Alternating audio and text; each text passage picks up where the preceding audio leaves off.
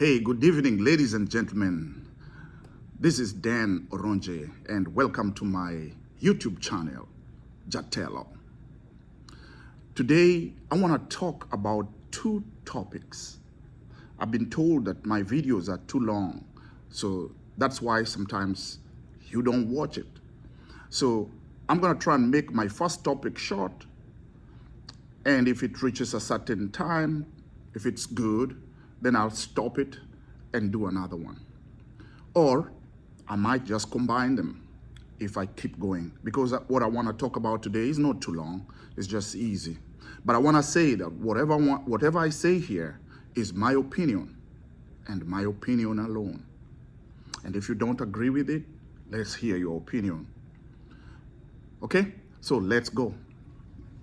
The first topic I want to talk about today is about our leaders. The 2010 Constitution is a little progressive, and the 2010 Constitution has been mirrored a little bit with the United States Constitution. In the United States Constitution, there is freedom of press, which is guaranteed. And I believe even in the Kenyan Constitution, freedom of press is guaranteed. And freedom of First Amendment rights, that you have the opinion, you have the right to share your opinion. As long as your opinion is not endangering someone, you cannot go into a movie theater and yell fire, fire, because that's your opinion. It's gonna cause a stampede, and some people are gonna die in the process. So if you did that, you can be charged.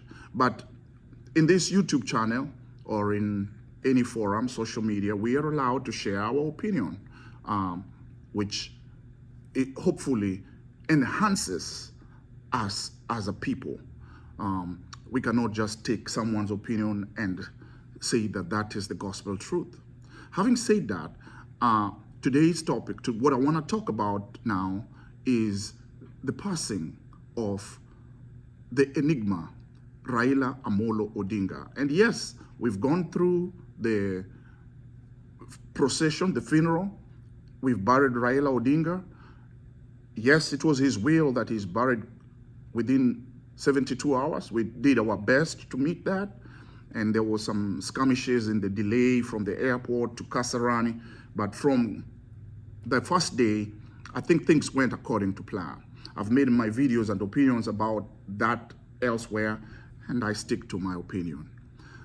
So today, the reason I'm bringing the passing of the enigma, the Right Honorable Raila Amolo Odinga, is in relation to the freedom of press.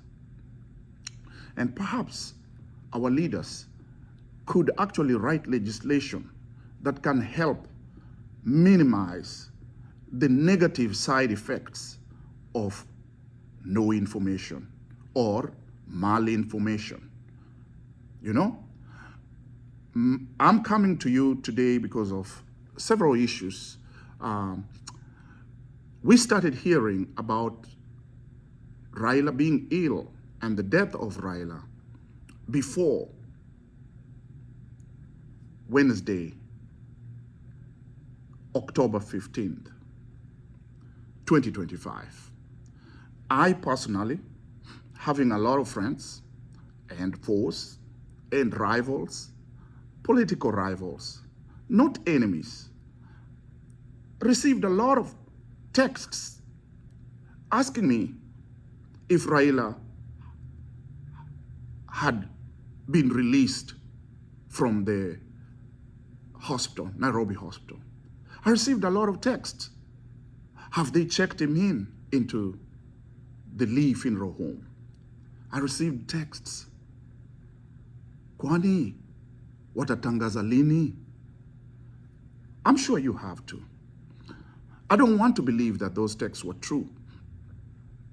But the reason why I'm doing this video is to advocate for us to come up with some type of a law that can facilitate the release of information, minimal information. Obviously, we do not want to know the details of somebody's illness or invade too much of their privacy. But if they're a public figure,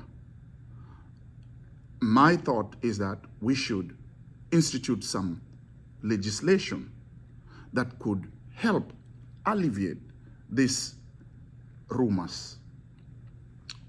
I do say so because I respect the Odingas very much. I respected Raila very much. He was my personal friend and my leader. Sometimes I didn't know whether to call him father because he was 20 years older than me. And yet he has children that are my children's age. So sometimes I didn't know whether just to say he's my brother. But that's neither here nor there. I respect Ida, Mama Ida, Min Ping. I respect her so much, such that by the time that she came out in the press and told us Raila is not sick, and if he was sick, she would have taken him to Homa Bay or a hospital in Luo Nyanza and treated him there. But what we are hearing is that Raila was sick in the last few days of his life, or was it weeks? We're hearing that. But what we are not knowing is what was going on. We've had narrations from different sources. We've seen some videos from different sources. Some are believable and some are not believable. I'm not going to dwell on the ones that are not believable, at least to me. So I'm going to dwell on the ones that are believable. The believable ones is that we saw in the eulogy times, people saying that Raila talked to them. Our dear President, William Samoei Ruto, has said how he had conversations and communications with Raila until when he was aware that Raila went to India. We didn't know. Raila going to India, in my opinion, should not be a secret. I mean, he was not clandestine. There was no issue about just us knowing that Raila has gone to India for some treatment. There was nothing wrong with us to know that. On the other hand, we've also had very credible information from Raila's children.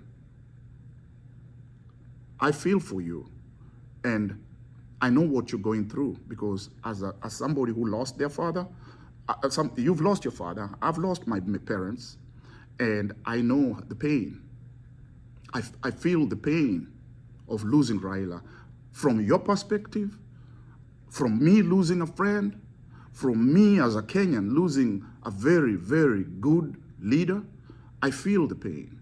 So when Miss Winnie Odinga is saying that Raila died in her arms, that is credible and it hurts.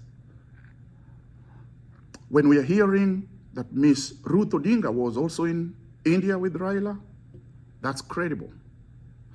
We see Ogeto with Raila walking in that video. It looks credible. First, I didn't want to believe it, but it has turned out that it was credible. Raila was walking, exercising. Then, of course, we also hear from friends who are saying Raila called them while he was in India. Prior to that, we had heard Raila was in Dubai. I saw some videos of Raila in Dubai. I saw something trending that there was Raila with this doctor. There was something written. I said I'm not going to dwell with those, but they were there. A lot of talk that Raila was in Dubai, that Raila was already in the plane coming back. We heard all that. It turned out that all that, some of that was not true, but the credible ones we've heard. So here is the gist of this video. And with this video, I'm not necessarily asking you to like it. I'm not necessarily asking you to subscribe. But what I would like to do is to share the information so that we can all have knowledge, so that we can all ask questions, and so that we can advance our system, advance ourselves as a people. The gist of the question is this: at what time did Raila die? What time? And Maybe what date did Raila die? Just tell us that. Okay? That will help to solve a lot of issues. Then, to keep the country at peace and for the people to arrive at a closure. And by the way, we've all grieved. We're all still grieving. Some people have actually studied the process of grief. And I don't know who has written that, but we commonly know that whenever somebody loses a loved one, first, there is shock. Then, there is denial. Then, there is bargain. Bargain, let's start with shock. Oh no, it's not true. It cannot be true. Actually, that's not shock. That's not shock. Shock is, what? You kidding me? That's out of the blues. You know, you're in shock. Or you could actually collapse. You could collapse. You could go crazy. You could do something wrong. If you're driving, you could get a heart attack. And even you yourself could actually kick the bucket. That is shock. Then there is denial. No, it cannot be true. He is the enigma. He cannot die. He has gone through so much that this news about you, or he's been killed so many times that this story you're telling me, it ain't true. It ain't true. I don't believe it. Raila can't die. I mean, we didn't imagine it. Can you imagine Kenya without Raila? That's denial. Okay? And then there's bargain. Lord, if there is a possibility that it isn't true, could you just save him? Maybe it is the other side wishing him death. Could you save him? Could you make things, this rumor I'm hearing, not to be true? And even after you go through that, then you go through and say, Lord, may you accept him in heaven. And that actually leads us to acceptance when you say, he was, you start using the words, he was the greatest leader we ever had. He is, or he was, the enigma. And you pray to God, or whatever faith you believe in, that things turn out good for him in the afterlife. That things turn out good for those of us who are left here on earth. Those are the processes that you go through of grief. And therefore, another process to help us arrive at these processes and acceptance, truth is very important. Truth. I keep saying that Kenya has copied a lot from the Constitution of the United States, and not just the constitutions. There's many people wanting to come to the United States. I don't fault them. A lot of people want to come because the leaders have messed up their countries. I left Kenya, not as a prisoner, or I wasn't running away. I came because better opportunities were offered to me. There are many trying to go to better schools or, of course, better hospitals to get help. Why? Because the leadership in their countries, not just Kenya, but the whole of Africa, a lot of people trying to go abroad, a lot of African leaders die in foreign hospitals. Okay? Even it was rumored that Magufuli left Tanzania and came to the Nairobi hospital for better treatment.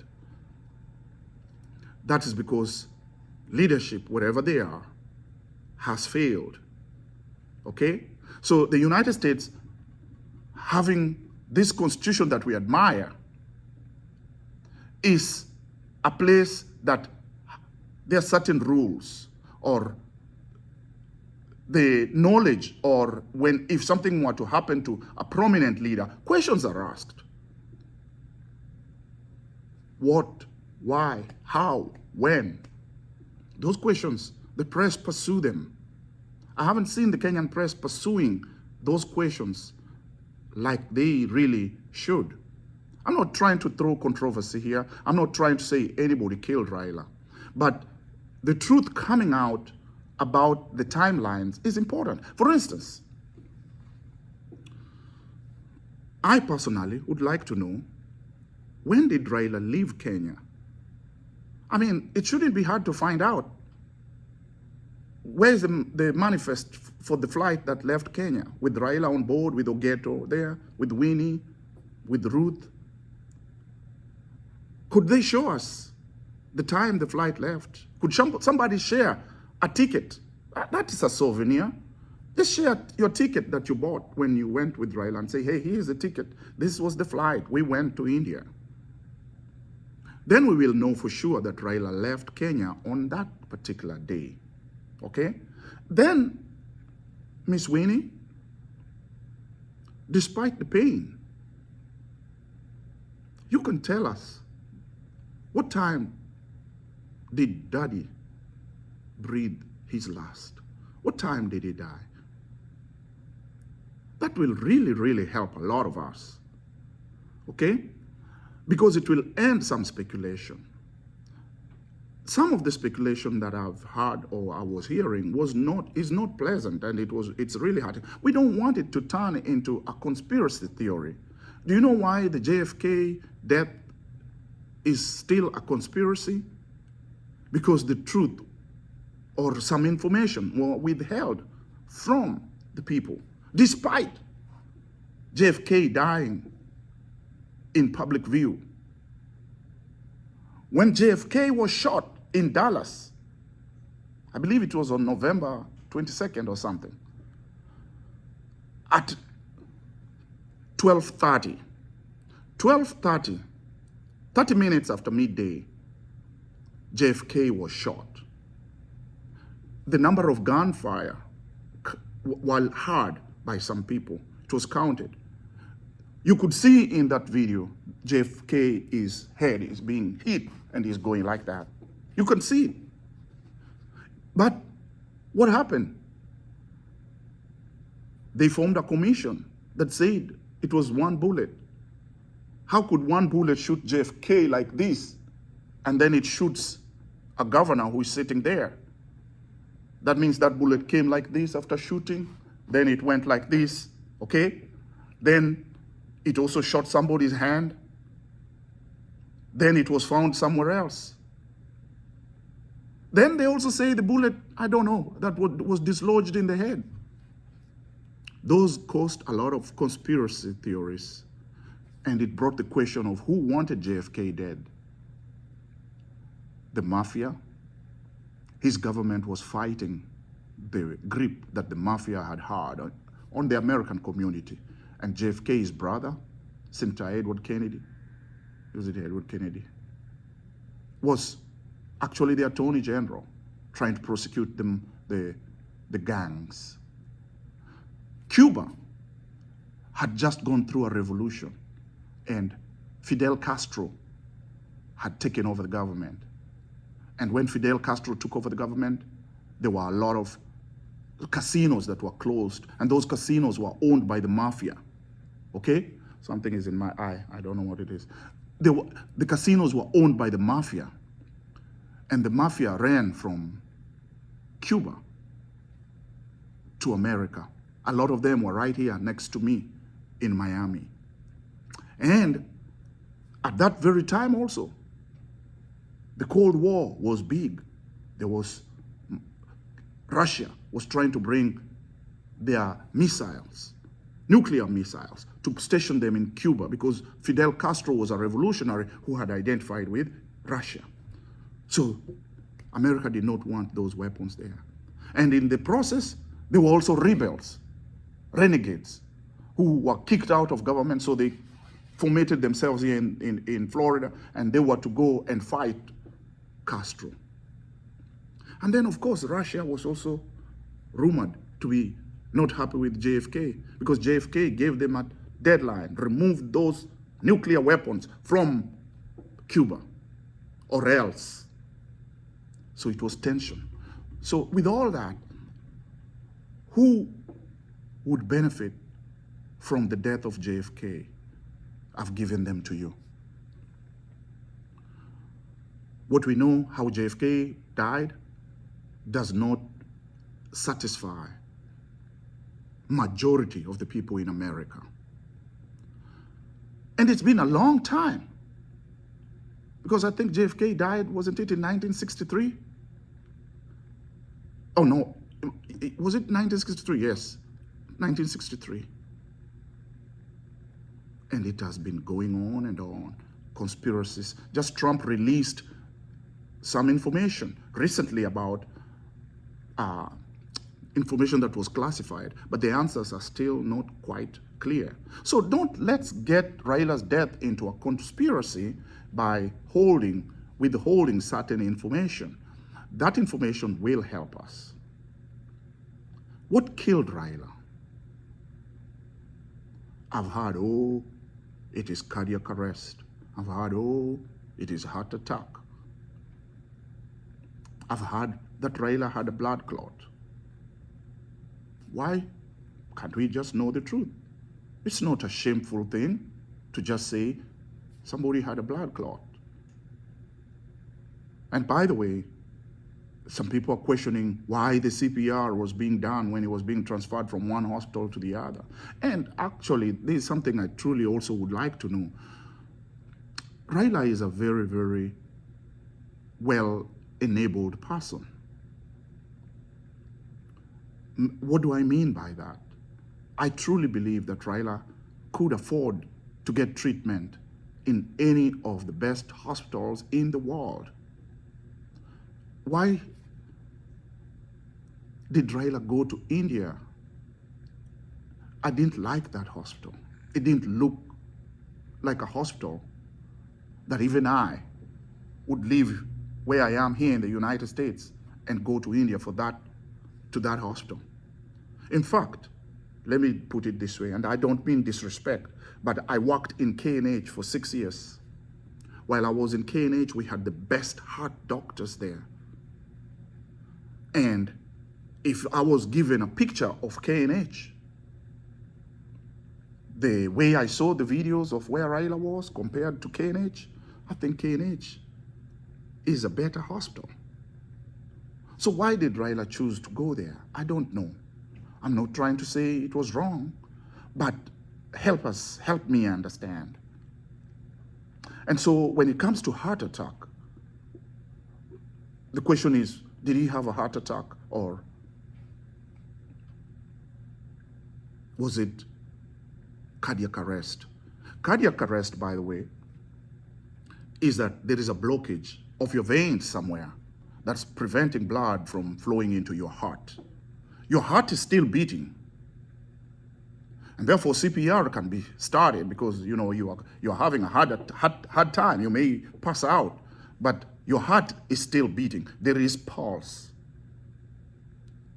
and that pulse needs to be kept until that blood clot, the clot, is removed wherever it is. If it is not removed on time and the heart is denied the blood supply for a little bit, then you will die. Was that what killed our beloved Enigma? Or was it a heart attack? Now, a heart attack is different. A heart attack is a rupture. It means that the heart stopped working. It means that the heart has been attacked and it has stopped. And that's a heart attack. Whatever causes that, are the many causes of it. And surviving that can be also hard. But it happens to many people, and many people, especially here in America, are brought back. Raila has visited Tallahassee 3 times. I brought him the first time. Barack Obama brought him the second time and the third time. And in all those 3 times, I was very involved and I was very close with Raila. If Raila was so sick, I would have loved to get a phone call that, Dan, can you facilitate an admission for Raila to come to these wonderful hospitals we have here? Wonderful hospitals. We have one here in Tallahassee called Tallahassee Memorial, great hospital. There's another one in Pensacola, two in Pensacola, great hospital. There is one right here in Gainesville, which is a research hospital. It's called Shands. Does wonders. The hospitals in Gainesville, in Jacksonville, in Orlando, in Miami, in Tampa. They do amazing things. And I treat patients who have gone through special procedures. We give them rehabilitation. I've seen people survive the craziest of the craziest that you can imagine. I don't think Raila was given that opportunity. And maybe this is my way of mourning, guys. Maybe this is just my way of mourning. But I'm seeking the truth. Give us the truth. So, to end this video, I just would say, do we want such a situation on any other leader in the future? We need to streamline the information. If we can get this, maybe we should do a forensic timeline or a forensic inquiry, not to find out if Raila was killed. That's if it comes out that we do that and then we find out that he was killed, even the better for us to know. But I'm not saying Raila was killed, because, you know, if somebody dies, you will always ask who is the beneficiary, who done it. I truly didn't think Ruto would benefit from the death of Raila. Who would have benefited from the death of Raila? That inquiry could do it, and then in the process, find out the timeline about it so that we know the truth. Trying to stifle information or bring laws that will prevent people from writing their mind, that is not the way to go. The way to go is to make it easy to know this information. Okay, I don't have to beat the drum too much. We buried Raila Amolo Odinga yesterday. We are beginning to heal. For me, these questions will linger. If I can get answers, I will appreciate it. I don't know about you. I just wish all of us to come to closure. Cheers.